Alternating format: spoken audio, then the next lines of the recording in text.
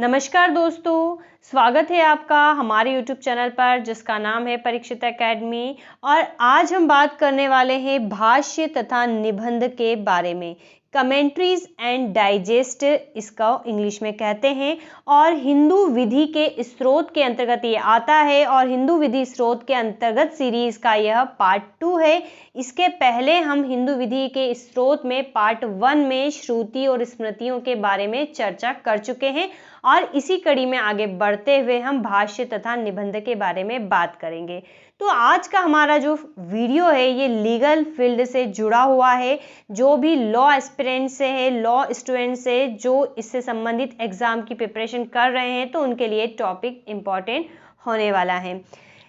विधि को अगर हम वर्तमान परिप्रेक्ष्य में लॉ को समझे तो हमें प्राचीन भारत को भी समझना होगा क्योंकि इसकी जड़ें जो है पुरानी है और इसी क्रम में हम प्राचीन भारत में हमारी विधि के स्रोत ढूंढ रहे थे।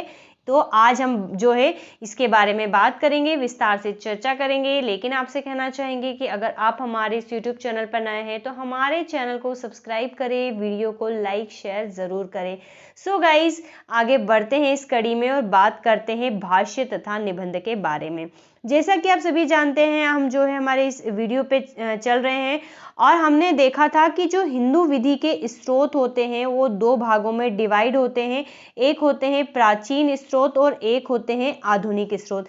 प्राचीन स्रोत में हमें 4 पॉइंट में इसको पढ़ना है। पहला है श्रुति जिसमें वेद और वेदांग आते हैं। दूसरा था स्मृति जिसमें हमने कई स्मृतियों की बात करी और इसी कड़ी में तीसरा है हमारा भाष्य तथा निबंध और चौथा हम पढ़ेंगे प्रथाएं। और इसी प्रकार आधुनिक में हमें 3 पॉइंट पढ़ना है। तो इसी में हम जो है समझ रहे हैं भाष्य तथा निबंध के बारे में। जैसा कि हमने देखा कि हमारे सबसे प्राचीन लिखित स्रोत जो है वेद है। वेद में किस प्रकार से तत्कालीन हम सामाजिक, आर्थिक और राजनीतिक परिस्थिति को समझते हैं और हमने लॉ के परिप्रेक्ष्य में देखा कि क्या चीज़ें पहले भी प्रचलित थी।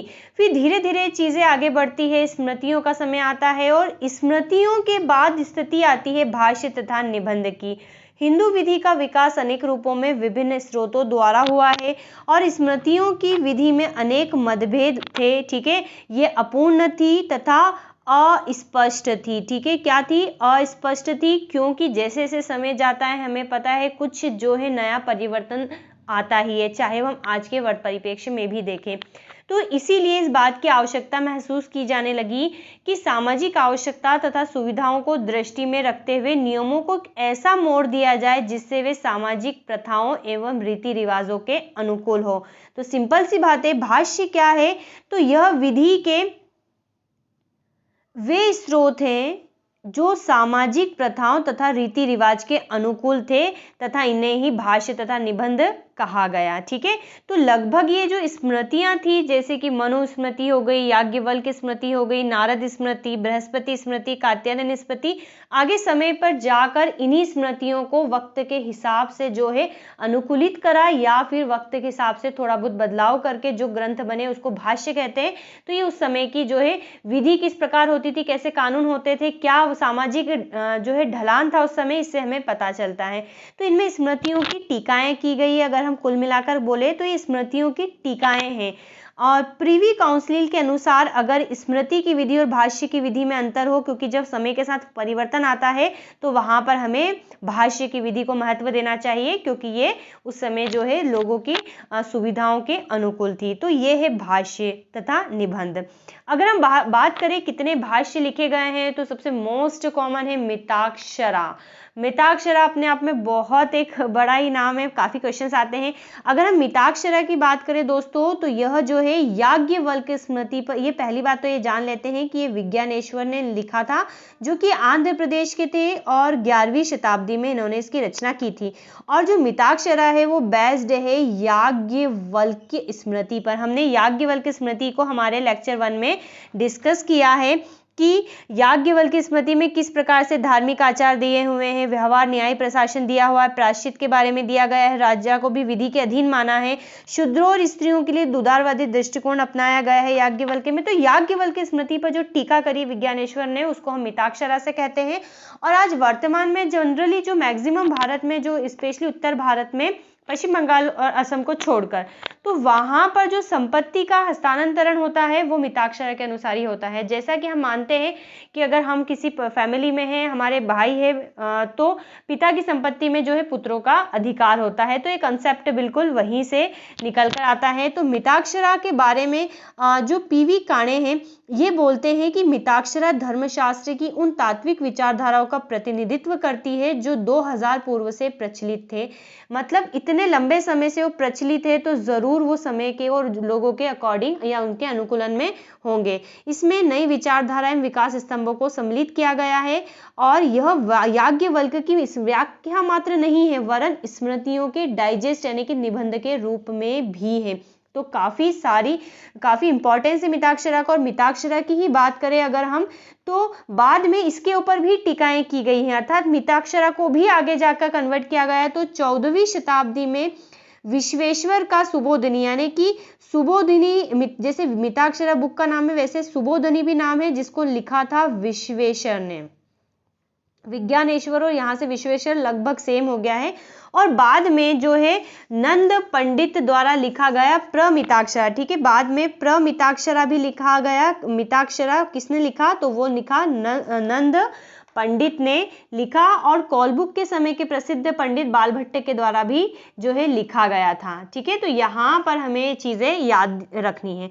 और याज्ञवल्क्य की स्मृति पे जिस प्रकार से मिताक्षरा लिखी गई है उसी प्रकार से याज्ञवल्क्य की स्मृति पर लिखे गए अन्य भाषाओं में अप्रक का भाष्य तथा शूलपाधि द्वारा लिखा गया दीप कलिका मिश्र मित्र का वीरमोत्रोदय अत्यंत प्रसिद्ध है। तो कई सारे जो हैं जो किसके ऊपर लिखे गए हैं, याज्ञवल्क्य की स्मृति पर लिखे गए हैं। तो मिताक्षरा के बारे में हमें याद रखना है। दूसरी इंपॉर्टेंट जो भाष्य है वो है दाय भाग। दाय भाग के बारे में भी हम काफी कुछ पढ़ते हैं। तो ये सबसे पहली बात तो जान लीजिए किसने लिखा था, तो ये जिमुत वाहन ने लिखा था। और मुख्य रूप से ये कहाँ पर प्रसिद्ध है, बंगाल में काफी प्रमाणित मानी जाती है। इसमें दाय स्त्रीधन एवं विभाजन के नियमों की व्याख्या की गई है। इस भाष्य के अनुसार जो सपिंडों का आश्रय है उन संबंधियों से होता है जो मृतक को सबसे अधिक आध्यात्मिक प्रलाभ दे सकते हैं। अर्थात यहाँ पर जो पुत्र होता है उसका पिता की संपत्ति में जो है उसके जीवन काल में कोई अधिकार नहीं होता है। ठीक है, अर्थात जो उसको मोक्ष दिलाता है उसी का अधिकार होता है। इस प्रकार के हैं और यहाँ पर सम्मिलित है कई बातें। तो दाय भाग भी जो है मिताक्षरा है। और आगे अगर आप फर्स्ट सेम में पढ़ रहे हो तो स्पेशली मिताक्षरा और दाय भाग के बारे में ही हमें पढ़ना होता है। फिर भी हम आइए कुछ प्रमुख और नाम जान लेते हैं हमारे किसके, हम नाम जान लेते हैं और भी भाष्य के। तो यहीं पे हम बात करते हैं वीर मित्रोदय की। तो वीर मित्रोदय किसने लिखा है, तो ये मिश्र ने लिखा है और ये भी याज्ञवल्क्य की स्मृति पर टीका है। इसी प्रकार विवाद चिंतामणि की रचना करी है वाचस्पति ने। इसके बाद आता है विवाद रत्नाकर, तो विवाद रत्नाकर की रचना करी है चंद्रेश्वर ने। इसके बाद आता है दायत्व और दायत्व की रचना करी है रघुनंदन ने। इसके बाद आता है दायक्रम संग्रह, तो दायक्रम संग्रह की रचना करी है श्री कृष्ण ने। इसके बाद आता है स्मृति चंद्रिका की रचना करी है, इधर मैं लिख देती हूँ, देवन भट्ट ने। फिर इसके बाद आते हैं पराशर माधव्य, जिसकी रचना करी है किसने, माधवाचार्य ने। इसी प्रकार व्यवहार मयूख, ये भी काफी फेमस है। तो व्यवहार मयूख की रचना किसने करी है, नीलकंठ ने की है। ठीक है, तो व्यवहार मयूख का भी हमें जो है याद रखना है, इसकी रचना नीलकंठ ने की है। और नीलकंठ द्वारा रचित भाष्य व्यवहार मयूख जो है पश्चिम भारत में काफी श्रेष्ठ माना जाता है। इसको लोग मिश्र के द्वारा रचित भाष्य वीर मित्रोदय से अधिक प्रमाणित मानते हैं और यह 17वीं शताब्दी में लिखा गया था। ठीक है, ये याद रखना है। इसमें विधि के नियमों की विवेचना बड़ी योग्यता एवं स्पष्टता के साथ की गई है। व्यर्थ के तर्क वितर्क को छोड़कर विधि के प्रति व्यवहारिक दृष्टिकोण को रखना इस कृति की अपनी एक विशेषता है। यह भाष्य में अत्यंत महत्वपूर्ण माना माना जाता है और आगे चलकर अपने नाम की एक विधि शाखा को जन्म देता है। ठीक है, तो ये व्यवहार में युग भी काफ़ी इंपॉर्टेंट है। इसी प्रकार अगर हम बात करें कि दत्तक के ग्रहण के ऊपर भी जो है कई सारी कृतियाँ हमें मौजूद मिलती है, यानी कि जो पुत्र, अगर किसी को संतान नहीं होता था तो जो वो पुत्र लेता था किसी और का तो उसको दत्तक ग्रहण कहते थे। तो इसके विषय में भी कई नियम है कि जो है काफ़ी कृतियाँ फेमस है, तो हम उसके बारे में अगर कुछ छोटे से पैमाने पर बात करें तो कुबेर द्वारा रचित दत्तक चंद्रिका काफ़ी प्रसिद्ध है, तथा नंद पंडित के द्वारा रचित दत्तक मीमांसा। हमने देखा है कि नंद पंडित ने मिताक्षरा के ऊपर भी प्रमिताक्षरा वाली टिप्पणी टीका की थी। ठीक है, तो इस प्रकार से कई सारी जो है जिनकी प्रतिष्ठा जो है संपूर्ण भारत में है, तो ये ग्रंथ कुछ हमें याद रखना है।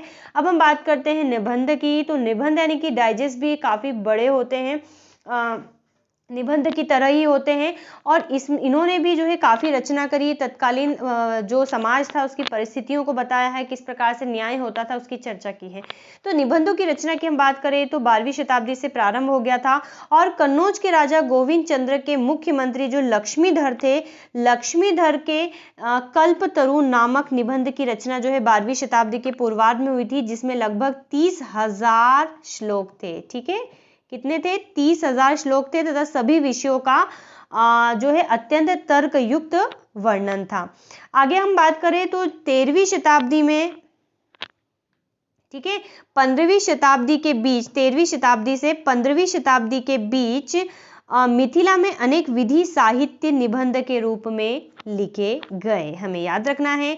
आगे हम अगर बात करें तो 14वीं शताब्दी में चंद्रेश्वर ने विवाद रत्नाकर, अभी हमने इसकी बात करी है ऊपर, और राजनीति रत्नाकर की रचना की है। इसके अलावा बनारस के प्रसिद्ध विद्वान शंकर भट्ट, काफी नाम है इनका, ने धर्म द्वैत की निर्णय की रचना की है, तथा नीलकंठ ने, अभी हमने देखा नीलकंठ ने व्यवहार मयूख भी लिखा है, वहीं इसी प्रकार नीलकंठ ने जो है भगवंत भास्कर की रचना की है, जिसमें क्या है? धर्म और व्यवहार विधि, ठीक है, देवार विधि नहीं है, व्यवहार यानी कि जो सिविल विधि है की पर्याप्त व्याख्या की है। ठीक है, इसके अतिरिक्त कुछ दो और प्रमुख निबंध है, याद रखना है। एक है विवादार्णव सेतु, जो सामान्यतः हालहद कोड के नाम से प्रख्यात है। दूसरा है विवाद भंगार्णव, जिसका संकलन जो है जगन्नाथ तर्क पंचानन ने किया था। इन निबंधों के अतिरिक्त जो है विद्याभूषण श्यामचरण सरकार द्वारा लिखित जो है व्यवस्था चंद्रिका भी है, तथा व्यवस्था दर्पण, दो अन्य निबंध क्रमशः मिताक्षरम दाई भाग पर प्रस्तुत किए गए हैं। तो ये दो निबंध भी याद रखना है। तो वर्तमान काल में यद्यपि श्रुतियों में स्मृतियों को मान्यता प्रदान की जाती है, किंतु भाष्य निबंधों का भी अपना जो है विशिष्ट स्थान है, क्योंकि इन भाष्यों में स्मृतियों विधियों की व्याख्या में कुछ महत्वपूर्ण परिवर्तन किए गए हैं, जो समाज की आवश्यकता तथा सुविधाओं के बहुत अनुकूल थे। इसलिए प्रिवी काउंसिल ने भी अपने निर्णय में कहा है कि प्राचीन ग्रंथकारों तथा भाष्यकारों के मतों में भेद होने पर किसका मत मान्य जाएगा? भाष्यकार का माना जाएगा। और आज भी मिताक्षरा और दाई भाग काफी प्रसिद्ध है। संपत्ति के हस्तांतरण विभाजन के मामले में इसको हमें काफी विस्तार से पढ़ना है, और इसी ने आधुनिक जो विधि है उसका भी एक निर्माण किया है। तो दोस्तों, आज के वीडियो में बात करी है हमने किसकी? भाष्य और निबंध की। और हिंदू विधि के स्रोत के जो कड़ी है उसमें हम आगे बढ़ेंगे और बात करेंगे लोक रीति और प्रथाओं के बारे में। देन इसके बाद जो है आधुनिक स्रोत में क्या क्या हमें पढ़ना चाहिए, समझना चाहिए, उसके बारे में बात करेंगे। सो गाइज, आज के वीडियो में इतना ही। बताइएगा वीडियो आपको कैसा लगा। अगर अच्छा लगा हो तो हमें ज़रूर बताइएगा। Have a nice day and thanks for watching.